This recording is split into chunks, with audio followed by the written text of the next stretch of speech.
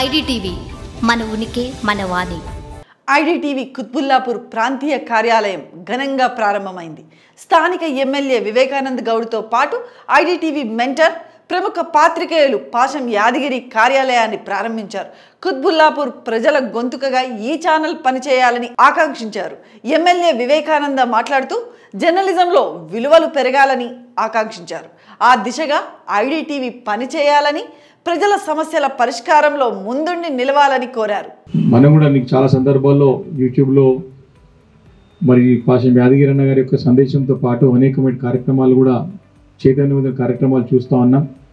సమాజంలో ఏ రకమైనటువంటి మార్పులు వస్తూ ఉన్నాయి, ఏ రకమైనటువంటి అవసరాలు, ఏ రకమైన పాత్ర మనం పోషించాలని చెప్పి అనేక మందికి మార్గదర్శకులు నిర్వహిస్తున్నటువంటి ఐడిటీవీ మరి ఇక్కడ కూడా మన ప్రాంతంలో కూడా ప్రజల గొంతుకనై ప్రజా సమస్యలు పరిష్కరించడానికి తనదైన పాత్ర పోషించి ముందుకు వస్తున్నందుకు సంతోషిస్తూ తప్పకుండా ఈ యొక్క ఛానల్ ద్వారా ప్రజలకు మేలు జరుగుతుందని చెప్పి, ప్రజల అవసరాలు తీరుస్తుందని చెప్పి నేను నమ్ముతున్నాను, విశ్వసిస్తా ఉన్నాను. అంతకుముందు పాశం యాదగిరి గారు మాట్లాడుతూ జర్నలిజం అంటే ఎవరికి బాకాలు ఊదడం కాదని, సమస్యలను వెలుగులోకి తీసుకువచ్చి వాటి పరిష్కారానికి పాటుపడేదే పాత్రికేయమని చెప్పారు. ఐడిటీవీ ఖచ్చితంగా పేద ప్రజల గొంతుకగా మారుతుందని స్పష్టం చేశారు. ఆ దిశగా తాను కూడా సహాయ సహకారాలు అందిస్తానని చెప్పారు. ప్రజల వాడుక భాషలో వార్తలను అందించాల్సిన అవసరం చాలా ఉందన్నారు. సోషల్ మీడియానే ఇప్పుడు అసలైన జర్నలిజం చేస్తుందని చెప్పుకొచ్చారు. యూట్యూబ్ ఛానళ్ల ద్వారా ప్రతి విషయం ప్రజలకు నేరుగా అందుతుందని అన్నారు. కేంద్ర బిందువు ఏంటంటే క్రిటికల్ థాట్, విమర్శనాత్మకంగా ఆలోచించాలి. వాడు చెప్పింది ఏది నమ్మొద్దు. ప్రతి ఒక్కరు దొంగ మాటలు చెప్తారు, అది అవునా కాదా పరీక్షించాలి. అందుకని ఫస్ట్ జర్నలిజం ఫస్ట్ సెంటెన్స్లోనే first sentence should answer 5W1H. 5 Wలు 1 H సమాధానం ఉండాలి. 5W అంటే who, what, where, when, why and how అన్నిటికి సమాధానం 5W1H అంటారు.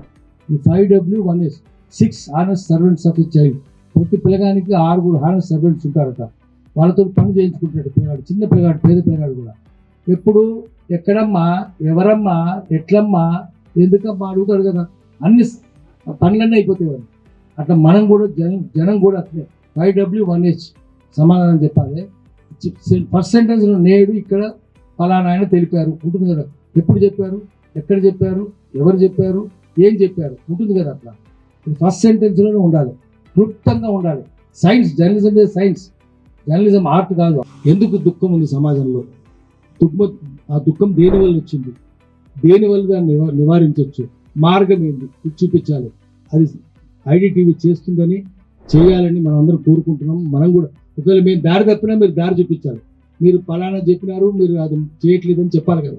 మాకు సమాజం చెప్పాలి. మేము రకరకాల మత్తుల్లో కూడా కొట్టుకోపోవచ్చు. ఇప్పుడు చెప్తాము, తర్వాత వేరే చేయకపోవచ్చు, మత్తులు ఉంటుంది. మనం ఇంకోరు వచ్చేటో లాక్కపోవచ్చు మమ్మల్ని. మీరు చెప్పింది ఎటు పోవాలి, ఎటు పోతున్నారండి మీరు అడగాలి. మీరు ఢిల్లీకి పోతామని చెప్పి మద్రాసు పోతున్నారు ఏమని అడగాలి కదా. అట్లా అడిగేటట్టు సమాజం మా మీద నిఘా కూడా పెట్టాలి. అట్లా నిఘా పెట్టుకుంటే మేము హర్షిస్తాము, మేము దాన్ని పాటిస్తామని చెప్పి మాటిస్తున్నాను. నమస్కారం. నిజంగా అన్నట్టు ప్రజల గొంతుకై వినిపించేటటువంటి ఛానళ్ళు లేవు, ఉన్నా తక్కువ ఉన్నాయి. అట్లాంటి వ్యాక్యూమ్ ఉంది, అట్లాంటి స్పేస్ ఉంది. దాన్ని భర్తీ చేసేటటువంటి ఒక మంచి బాధ్యతను ఐడిటీవీ తీసుకుంటుందని నేనైతే మనస్ఫూర్తిగా విశ్వసిస్తా ఉన్నా. నాకు నమ్మకం ఉంది. ఎందుకంటే పైన ఉన్నది ఏడన్నా కొద్దిగా ఎటన్నా పక్కదారి పడుతుంది అంటే వెంటనే చెప్పగలిగినటువంటి పెద్ద వ్యక్తి దీనికి మెంటర్గా ఉన్నారు కాబట్టి దాంట్లో ఎట్లాంటి సందేహం లేదు. నిజమే అన్న చెప్పిన విషయాలు చాలా ఆలోచింపజేసేవి. ప్రజల గొంతుకగా ఏవి వస్తున్నాయి ఛానల్, అన్నీ కూడా ఏదో ఒక రాజకీయ పార్టీకి బాకా ఊదేటటువంటి ఛానల్గా తయారైనవి. వాళ్ళ లాభాపేక్ష కోసం, వాళ్ళ స్వలాభం కోసం దాన్ని కూడా ఒక వ్యాపార కేంద్రాలుగా మార్చుకున్నటువంటి పరిస్థితిని మనం ఈరోజు చూస్తూ ఉన్నాం ఛానల్. కార్యక్రమానికి ఐడిటీవీ మేనేజింగ్ డైరెక్టర్ అంజిబాబు హాజరయ్యారు. నిజాన్ని నిర్భయంగా అందించేందుకు, ప్రజల సమస్యలను వెలుగులోకి తెచ్చేందుకు ఐడిటీవీ కృతనిశ్చయంతో ఉందని అన్నారు.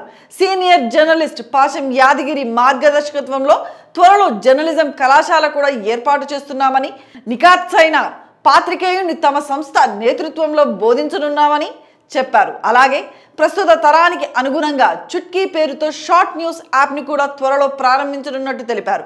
తమ ప్రయత్నాన్ని అందరూ ఆశీర్వదించాలని కోరారు.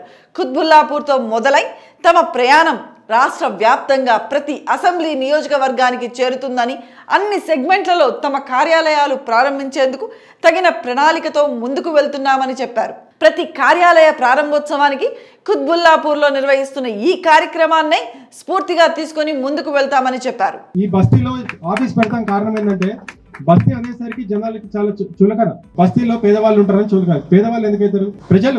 ప్రజలు అనేది ఫస్ట్ గుర్తించాలి. బస్తీ ఇప్పుడు ఇవాళ రోజు హైడ్రా అన్న పేరుతో పేదవాళ్ళు ఇల్లు కొడుతున్నారు కానీ పెద్దవాళ్ళ ఇల్లు ప్రొటెక్ట్ అవుతుంది.